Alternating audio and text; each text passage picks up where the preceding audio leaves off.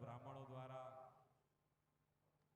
વડાપ્રધાન શ્રી દ્વારા માતાજીનું પૂજન અર્ચન થશે.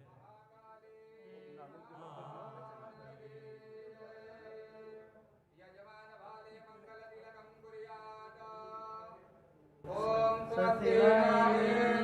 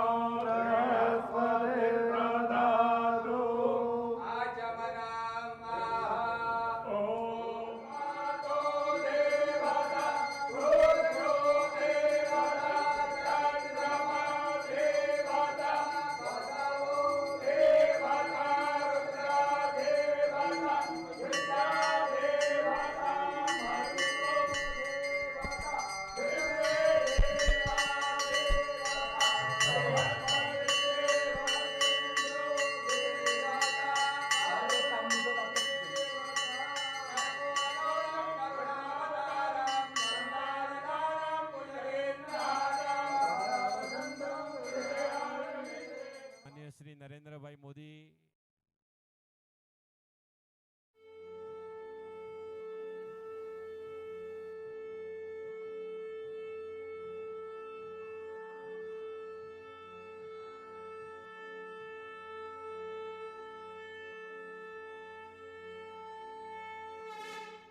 सदियों के संघर्ष के बाद जब भारत आजाद हुआ तो हम गुलामी और अत्याचार के घावों से भरे हुए थे. हमारे सामने उस अपने अस्तित्व को फिर से खड़ा करने की चुनौती, उसको लेकर के हम खड़े थे, लड़े थे. भारत के इस सांस्कृतिक आजादी की शुरुआत भी सरदार साहब के नेतृत्व में गुजरात से ही हुई थी.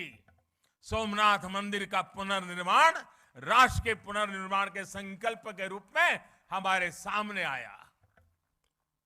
पावागढ़ और पंचमहाल आज सोमनाथ की उस परंपरा को आगे बढ़ा रहा है जिसने गुजरात को पूरे देश में पहचान दी थी. आज जो ध्वजा फहराई गई है वो केवल महाकाली मंदिर की ध्वजा नहीं है, बल्कि गुजरात और देश के सांस्कृतिक गौरव की ध्वजा भी है. पंचमहाल और गुजरात के लोगों ने सदियों से इस मंदिर की भव्यता के लिए प्रयास किए. अब सोने से बढ़े इस कलश के साथ इस मंदिर से जुड़ा वो सपना पूरा हुआ है. आज पावागढ़ और पंचमहाल की तपस्या सिद्ध हुई है. अभी मुझे मां काली मंदिर में ध्वजारोहण और पूजन अर्चन का सौभाग्य मिला है. मां काली के दर्शन करते समय मैं सोच रहा था कि आज मां काली के चरणों में आकर क्या मांगू. मां काली का आशीर्वाद लेकर इतिहास गवाह है. स्वामी विवेकानंद जी मां काली के आशीर्वाद लेकर के जन सेवा से प्रभु सेवा में लीन हो गए थे. मां मुझे भी आशीर्वाद दे कि मैं और अधिक ऊर्जा के साथ और अधिक त्याग और समर्पण के साथ देश के जन जन का सेवक बनकर उनकी सेवा करता रहूं. मेरा जो भी सामर्थ्य है,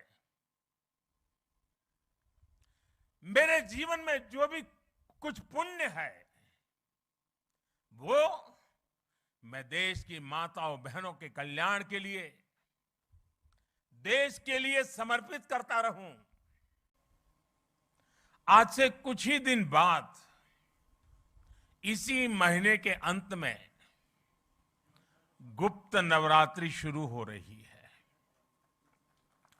गुप्त नवरात्रि से ठीक पहले पावागढ़ में मां काली का ये शक्तिपीठ महाकाली मंदिर अपने भव्य और दिव्य स्वरूप में हमारे सामने है।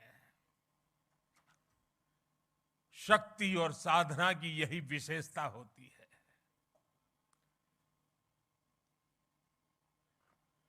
गुप्त नवरात्रि है, लेकिन शक्ति सुप्त नहीं होती है, शक्ति कभी लुप्त नहीं होती है।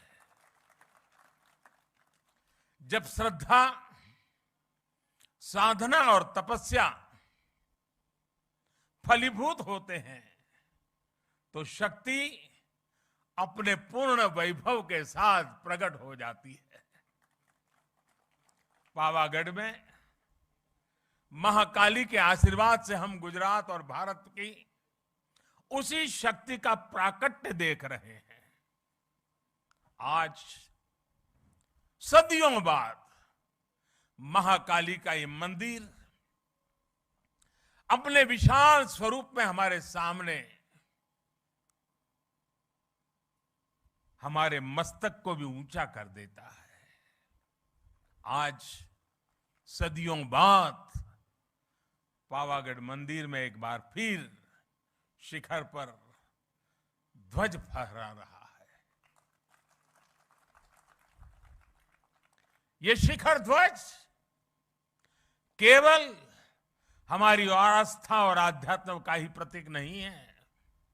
ये शिखर ध्वज इस बात का भी प्रतीक है कि सदियां बदलती हैं, युग बदलते हैं, लेकिन आस्था का शिखर शाश्वत रहता है।